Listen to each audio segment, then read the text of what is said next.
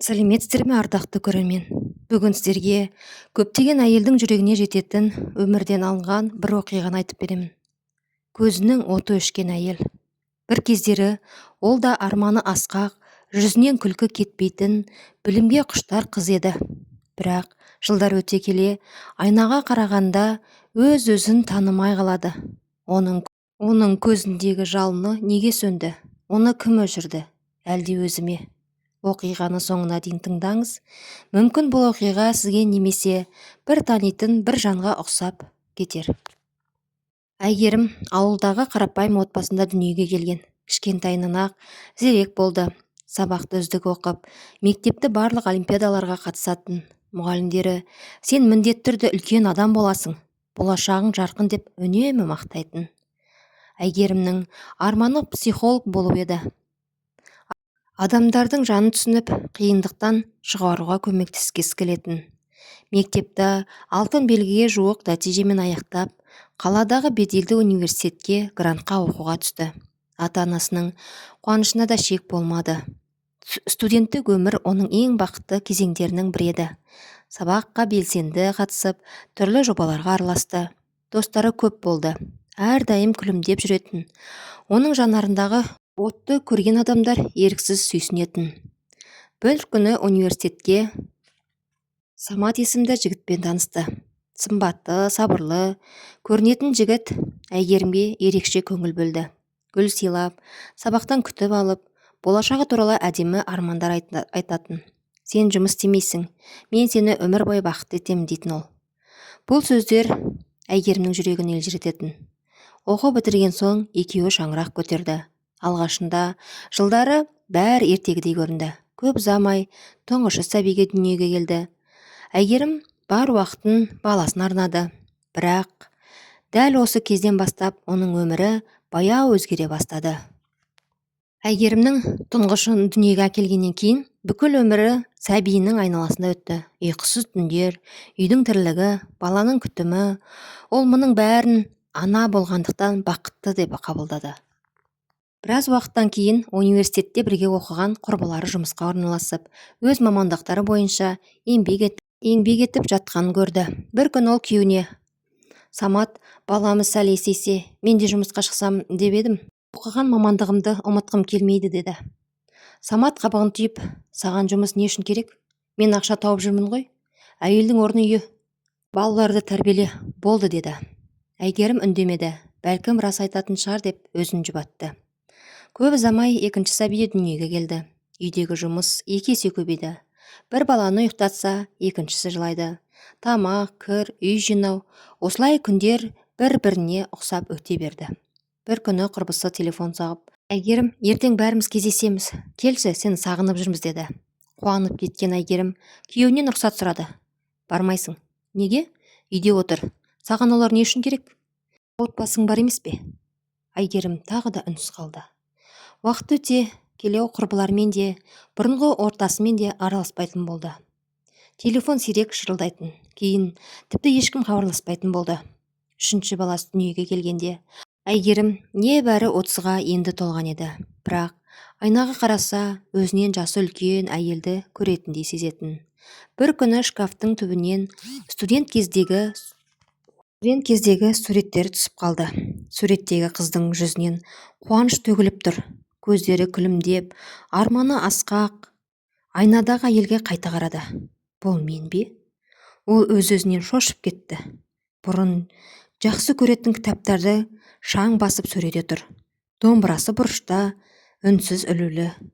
Университеттің дипломы тартпаның түбінде қалып қойған. Бір күні жаңа көйлек алғысы келді. Самат, осы айда өзіме көйлек алсам бола ма? Үйде отырған адамға жаңа көйлек не үшін? Ескі киімің жетеді. Әйгерім ештеңе демеді. Кешкісін бәрі ұйықтаған соң ғана ас үйдің жарығын жағып үнсіз жылады. Сол түні ол алғаш рет өзінің шаршағанын емес, жалғыз қалғанын жылап отырғанын түсінді. Бірақ ең ауыры күйеуінің сөздері емес еді. Ең ауыры оның өзіне деген сенімнің күн сайын жоғалып бара жатқаны еді.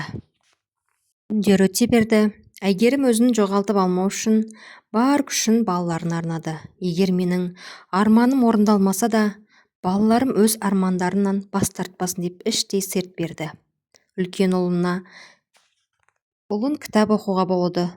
Ұйықтар алдында міндетті түрде ертегі оқып беретін. Кейде өзі қат шаршап отырса да, балам, бүгін қандай жаңа нәрсе үйрендің деп сұрауды ұмытпайтын. Ортаншы қызын сурет үйірмесіне бергісі келді, бірақ Самат оны тағы да қарсы болды. Ақшаны босқа шашпа, үйдағы отырсын. Сонда Әйгерім интернеттен тегін сабақтар тауып, қызына өзі сурет салуды үйретті. Түрлі түсті қағаздардан қолөнер жасап, балаларының қиялын дамытуға тырысатын. Кенже ұлы дүниеге келгеннен кейін оның күні тіпті тығыз болды. Бірақ қанша шаршаса да, балалардың сабағын қарап, кітап оқытып, бірге ойын ойнайтын. Балалары анасының мейіріміне тойып өсті.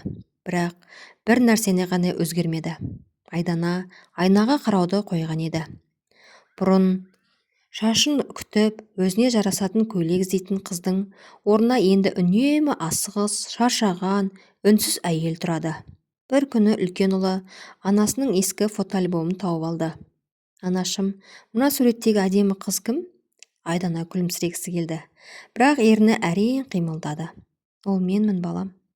Ұлы таңырқап, сен бе? Қазір мүлде басқа адам болып кетіпсің ғой, анашым. Осы сөз жүрегіне найзадай қадалды. Баласы жамандық ойлаған жоқ, ол тек шындықты айтты. Сол түні Әйгерім ұзақ ұйықтай алмады. Айна алдына барып өзіне ұзақ қарады. Мен қашан осындай болып кеттім? Қай кезде күлуді қойдым? Қай күні өзіме күтім жасауды ұмыттым? Қай сәтте өз арманымды біржолата жауып тастадым деген сұрақтар маза бермеді. Сол сәтте ол бір шындықты түсінді. Балаларына жақсы ана болуға тырысып жүріп, өзі үшін өмір сүруді ұмытып кеткен екен. Ал көзіндегі отты ешкім бір күнде өшірмеген. Ол күн сайын айтылған тыйымнан, естілмеген армандардан, бағаланбаған еңбектен, үнсіз төгілген көз жасынан біртіндеп сөне берген еді. Жылдар өте берді. Балалары бірінен соң бірі мектеп бітіріп, әрқайсысы өз жолын таба бастады. Әйгерімнің шашына ақ кіріп, жүзіне әжім түскен еді, бірақ ол әлі де балаларының бақыты үшін өмір сүрді. Бір күні қызы Аружан университетке түскенін қуана хабар алды. Анашым, мен өз арманымның соңына барғым келеді. Үлкен қалада оқып, білім алып, өз кәсібімді ашқым келеді деді. Әйгерімнің жүрегі елжіреп кетті. Қызының жанарынан баяғы өзінің кезіндегі отты көргендей болды. Сол түні ол қызын қасына шақырып отырғызды. Қызым, мен саған бір өтініш айтайын. Айтыңызшы, анашым. Өмірде ешқашан өзіңді жоғалтпа. Әйел болғаның үшін арманыңнан бас тартпа. Ана бол, жар бол, бірақ ең алдымен өзіңді ұмытпа. Қызы үнсіз тыңдап отырды. Мен кезінде көп арманымнан бас тарттым. Кейін деп жүріп, сол кейін ешқашан келмеді. Балаларыма жақсы ана болдым деп ойлаймын. Бірақ бір қателік жасадым. Өзімді соңғы орынға қойдым. Әйгерімнің көзіне жас келді. Бір күні айнаға қарасам, өзімді танымай қалдым. Көзімдегі от сөніп қалыпты. Сол оттың қалай өшкенін өзімде байқамай қалдым. Қызы анасының қолына ұстап, анашым, сондықтан қызым, сен өз жүрегіңді әрдайым тыңда, білім ал, өзіңді дамыт, ешкімнің сөзі сенің арманыңнан биік болмасын. Саған шектеу қойған адамдар емес, сенің арманың өміріңді басқарсын. Бірақ отбасы ше? Отбасы бақыт, бірақ бақыт деген өзіңнен басталады. Өзін жақсы көрген әйел ғана баласына да, жарына да шынайы жылу бере алады. Егер сенің ішкі дүниең сөніп қалса, оны ешкім келіп жаға алмайды. Әйгерім қызының маңдайынан сүйді. Маған ұқсама, қызым. Сенің көзіңдегі от ешқашан сөнбесін. Арманыңнан айырылма, өзіңді жоғалтпа. Аружан көз жасын сүртіп анасын құшақтай алды. Уәде берем, анашым. Мен сіздің орындалмай қалған арманыңызды емес, өз арманымды жүзеге асырам. Бірақ сізді сол арманның ішінде бірге алып жүремін. Сол сәтте Әйгерімнің жүрегінде көптен бері ұмыт қалған бір жылылық оянды. Ол қызының жанарындағы жалынды көріп, өз өмірі бекер өтпегенін түсінді. Кейде ананың ең үлкен жеңісі өз арманы емес, баласына өз арманының соңынан қорықпай жүруді үйрете алуы екен. Уақыт өте үлкен ұлы Дастан да ер жетіп қызметке орналасты. Бір күні анасының қасына келіп, «Анашым, үйленетін қызым бар, ақ батаңызды беріңіз» деді. Әйгерім қуанып ұлының маңдайынан сүйді. Үйлену тойынан бір күн бұрын ол ұлын оңаша шақырды. «Балам, саған айтар бір аманатым бар. Тыңдап тұрмын анашым. Ер азаматтың міндетті түрде ақша тауып үйге әкелу емес, нағыз еркек, әйелінің тірегі болатын адам». Дастан үнсіз тыңдап отырды. Әйелің де адам, оның да арманы, мақсаты, шаршайтын кезі болады. Үйге келіп, «Мен ақша таптым, енді қалғанның бәрі сенің міндетің» деп ойлама. Сонда мені не істеуім керек? Үйдің жұмысына көмектес, балаларыңа қара, әйеліңнің демалуына мүмкіндік бер. Егер ол оқығысы келсе қолда, егер жұмыс істегісі келсе сенім білдір. Егер кәсібін ашқысы келсе жанынан табыл. Оның арманына қанат бітір. Дастан анасынан таңырқай қарады. «Анашым, сіз мұны неге айтып отырсыз?» Әйгерім ауыр күрсінді. «Себебі мен дәл осындай қолдауды көрмедім балам. Менің де арманым болды. Бірақ мен оны жалғыз көтердім.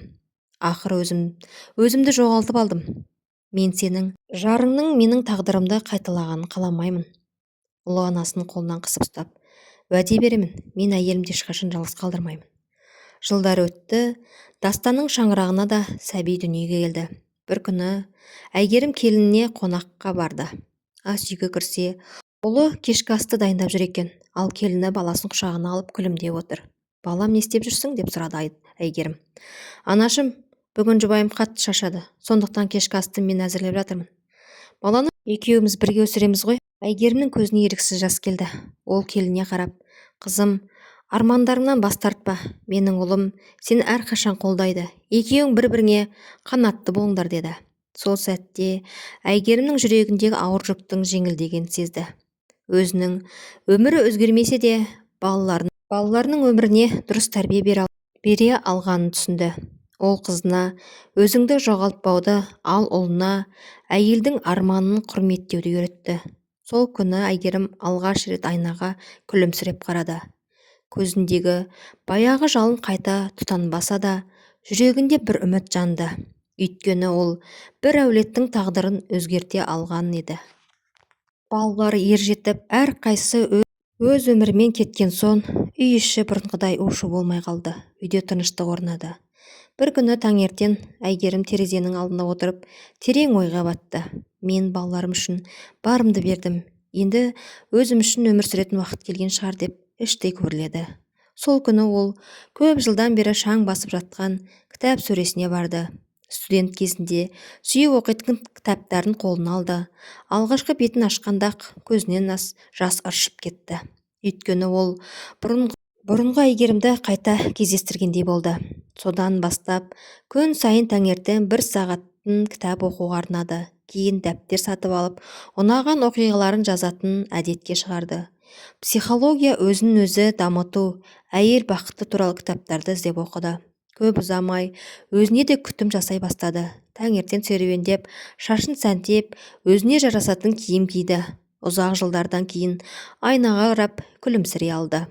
Бір күні қызы, «Анашым, сіз өзгеріп кетіпсіз, жүзіңіз нұрланып жүр» деді.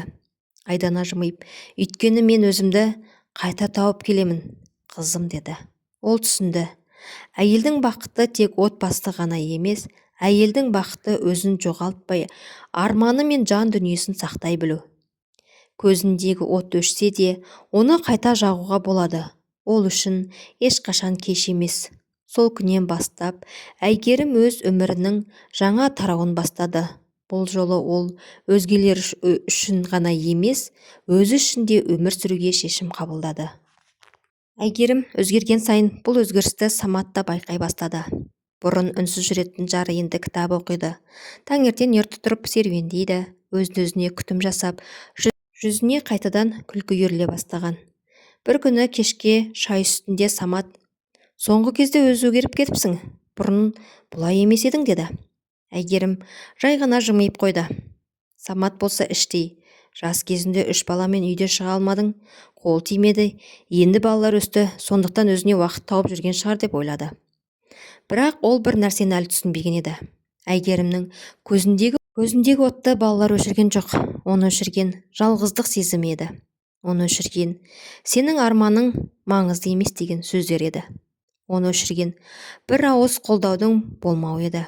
Самат осы уақытқа дейін өзін жақсы күйеу санады.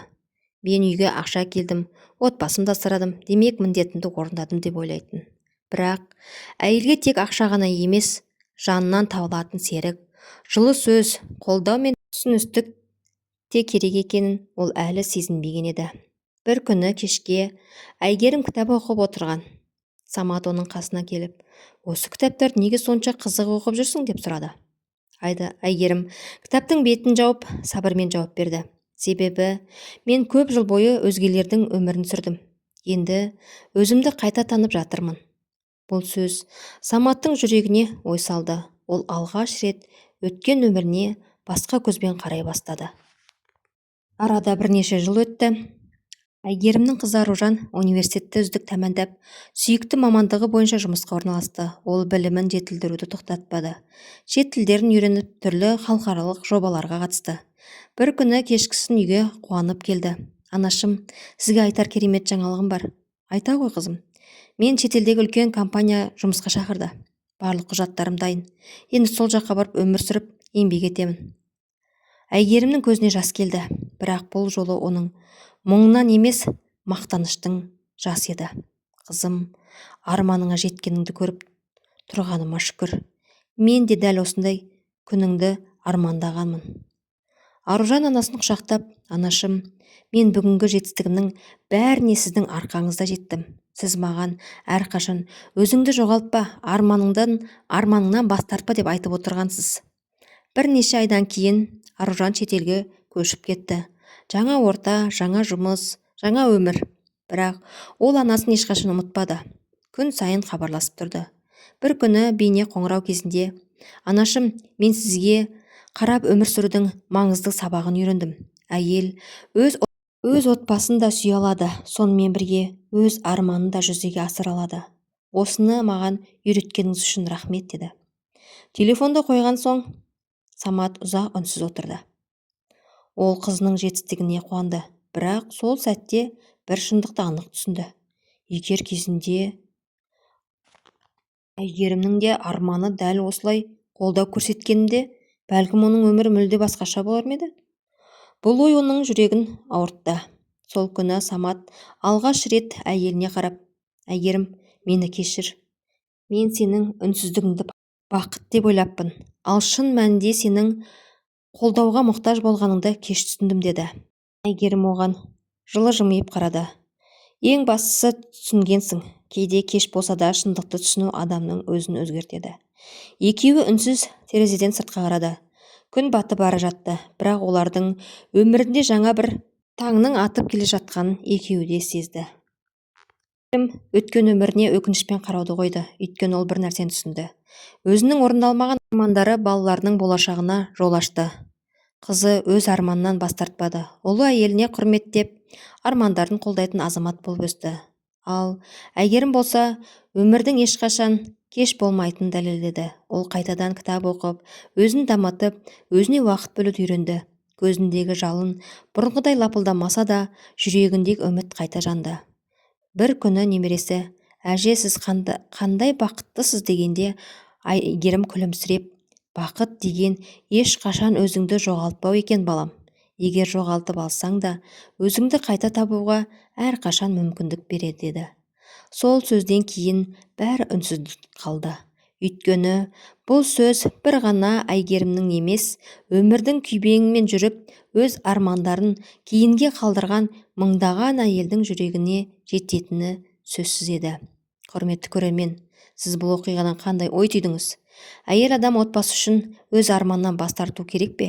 Әлде отбасымен бірге өзінде дамытып, армандарына ұмтылған дұрыс па? Пікіріңізді міндетті түрде комментарийге жазыңыз. Кезінде кім болуды армандадыңыз? Егер оқиға жүрегіңізге жетсе, бейнебаянға лайк басып, арнамызға жазылуды ұмытпаңыз. қадірлі көрермен, әр шаңырақта сыйластық, түсіністік пен мейірім арта берсін.